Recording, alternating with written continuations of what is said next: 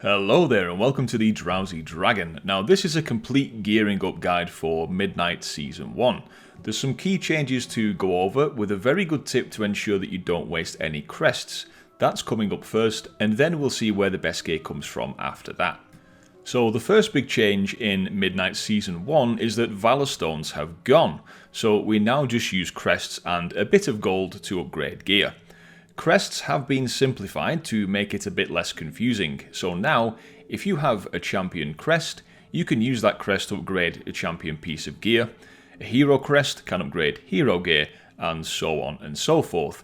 Every upgrade level will cost you 20 crests, regardless of the crest that you're using or the item level of the piece of gear.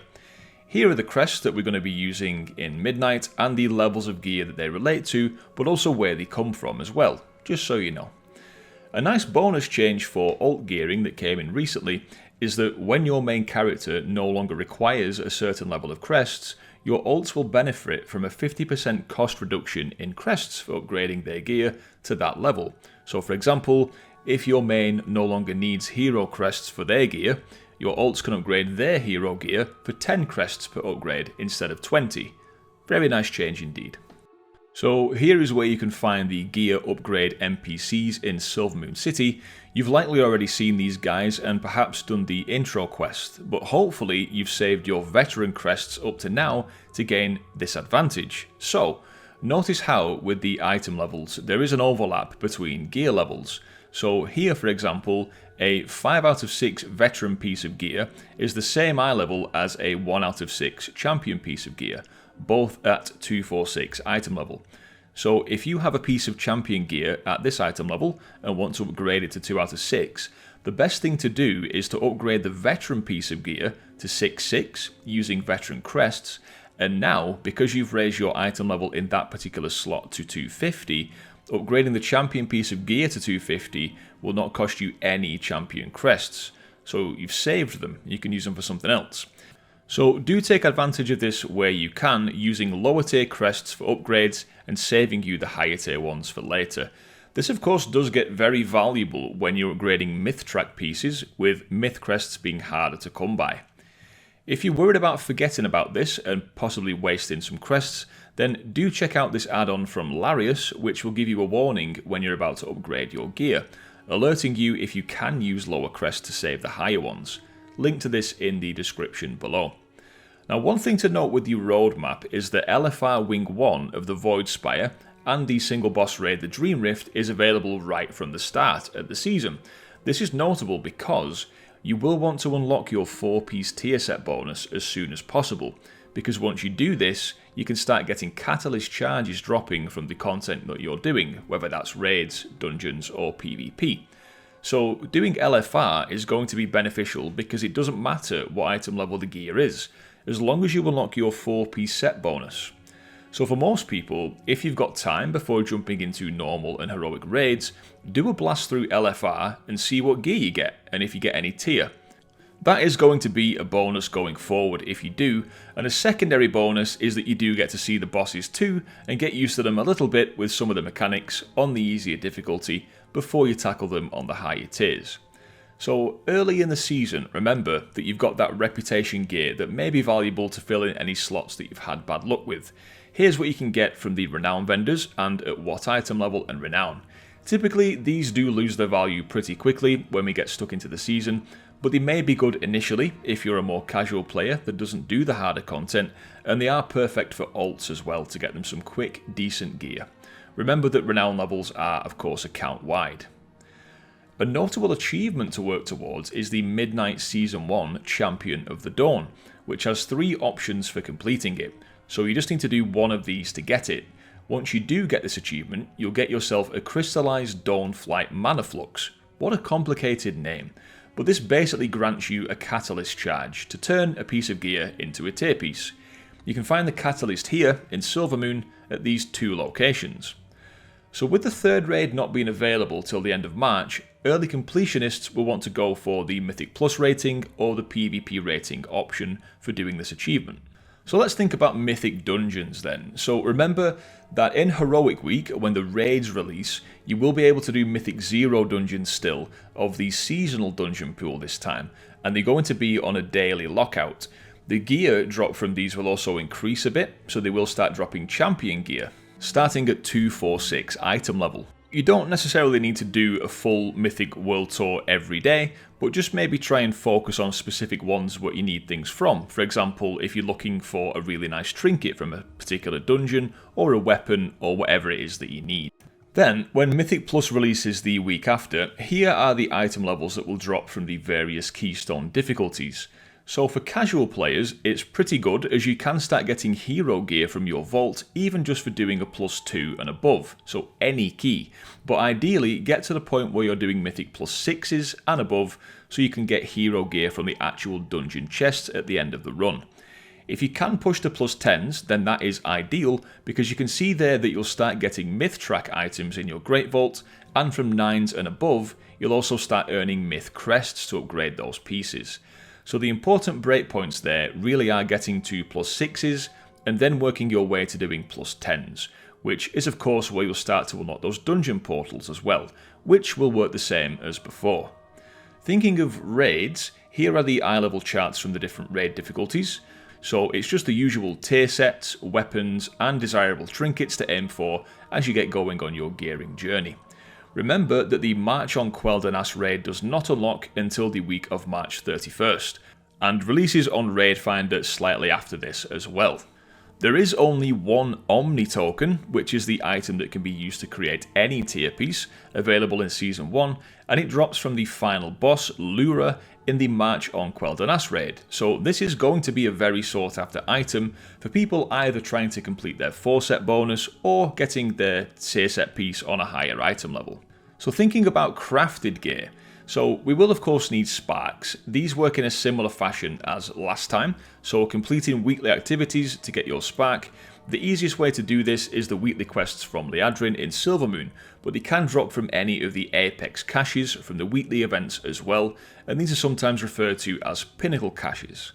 On alts, you may need to skip the campaign to get access to all of these that are currently available to you by speaking to Soridomi in the Silvermoon Inn, and then go to Lorthamar in the middle of Silvermoon where the campaign table is to get the quest Midnight World Tour. If you don't see this on your alts, do try re-logging, and then you can get this quest, which is to simply engage with each of the weekly events to pick up a spark from that as well. This is retroactively filled, by the way, so don't worry if you've already done your weekly event for the week, you'll still get credit for that when you get the quest. So crafting can be a tricky thing to work out in terms of not wanting to screw yourself over by crafting something too early, especially if you're committing crests to it, and then having the bad luck of a really good item dropping for you from a dungeon or raid that means your crafted item is now no longer needed, leaving you wishing you spent your materials and, more importantly, crests on something else. So definitely don't rush into crafting gear unless you really don't care or you just want that early advantage. For most players, it doesn't matter too much, and it's not that risky if you want to craft, say, a weapon or something really valuable early on, because you can of course simply recraft it later down the line and upgrade it with crests. So if you have already crafted, don't feel bad about it, that item will be fine, just hopefully you don't get, the same item slot filled with the really nice item in your first Great Vault, because that would sting a little bit, right? If you are a serious raider and want to min-max this, then I'll leave a link to a resource in the description for you that you can use to work out whether crafting an item is a good idea in your situation and when exactly you should commit crests to a craft. Check the description for that link. Now don't forget to kill the world boss, who should be available week 1 of the season from March 17th or 18th for EU. There are 4 of them, 1 in each zone, and they drop item level 250 champion gear at 2 out of 6 on the upgrade track. Do note that all of these world bosses can drop weapons of each type, and that the gear is warbound. So it is worth doing these world bosses on your alts as well, maybe even to send a piece of gear to your main if it's the same item type, or if you get a ring or something like that. Thinking of delves, these will still be a really good source of gear. Now, coffer key shards have changed slightly. These are now on a weekly cap of 600, enabling you to get 6 restored coffer keys per week. For people that don't raid or spam Mythic Plus, these are a great source of gear when you think of the bountiful delves. Remember that the gear from them scales with the tier of the delve, so ideally only use a restored coffer key in a bountiful delve chest at level 7 or higher, as this will ensure that you get champion gear from it. Ideally though, early on, use your restored coffer keys on delves tier 8 or above, and then when you get your delve's journey to rank 9, tier 11 bountiful coffers will have a chance to give you a piece of hero gear, so do bear that in mind, and when you can start doing 11s reliably, then just start using your restored coffer keys at the end of tier 11 delves for the best possible rewards from them. When you start earning your gilded stashes from tier 11 delves that give you a myth track crests, you can now loot 4 of these per week, which is up from 3. However, they now only give you 5 myth crests down from 7, so a total of 20 per week. But this is still definitely a reason to continue to do those higher tier bountiful delves. You do need to get your delver's journey to rank 4 though, before you can start getting the myth crests from the gilded stashes. Past this, once you get to rank 5 on the delver's journey, you do start getting the ethereal Zeran at the end of your delve runs on tier 6 and above, who will sell you a selection of trinkets and gear, just like he did in the War Within. Once you get to level 8 on the delver's journey, this gear becomes hero gear. So do keep that in mind as something to work toward. So with the new system we got, Prey, we've been engaging with the hard prey hunts for now, and on season start, Nightmare mode will also be unlockable at level 4 on the Prey Seeker's journey, so we should basically be there already if you're playing the game currently. In season 1, hard hunts will give you veteran gear, starting at 233 item level, but in your Great Vault they will give you a piece of champion gear, which starts at 246 item level, so not too bad. Nightmare is of course where the highest rewards will be, and for completing a Nightmare hunt, the reward directly from that will be a piece of champion gear starting at eye level 246, upgradable up to 263. And in your Great Vault on the World and Delves tier, it will offer you a hero track item starting at 259 item level, so not bad at all from Prey. Definitely worth doing your 2 prey hunts for the week to get these chests for the champion gear and get some vault slots filled up. It's up to you then, if you want to max vault completion, you could either do 2 nightmare prey hunts and 6 delves on tier 8 or above, or you could do 4 nightmare prey hunts and 4 tier 11 delves. This would be the most efficient way of filling out this vault row, as you'll then start getting the 4 gilded stashes from the tier 11 delves, and you can use a coffer key in there too, as long as it's bountiful. And the nice thing about this way is it means that you don't feel the need to spam delves as much as we did in the War Within, only ideally needing 4 per week once a season is underway. So that is all the main information that you need to know about gearing up in Midnight Season 1. If you are looking to min-max your gearing journey in this first season, I'd highly recommend checking out Larias' Raider Guide on this Google Doc, which I will link in the description also. Big credit to them for putting this work together. And with that, that's the end of the video. So thank you very much for watching, guys. I hope this has been useful to you in some way. If it has, do consider leaving a like on the video to support the channel, and subscribing for more content and guides all about World of Warcraft from myself, the Drowsy Dragon. And by the way, we've started streaming as well over on Twitch and YouTube, so feel free to chuck us a follow on Twitch and tune in whenever we go live. I'll release details on the schedule of that when I've got that locked in. Thanks so much for watching, guys, today. I do appreciate your time and your support. I wish you all the best and good luck in your gearing journey in Season 1. Have a great time. I've been the Drowsy Dragon, and I'll catch you in the next one. Thank you.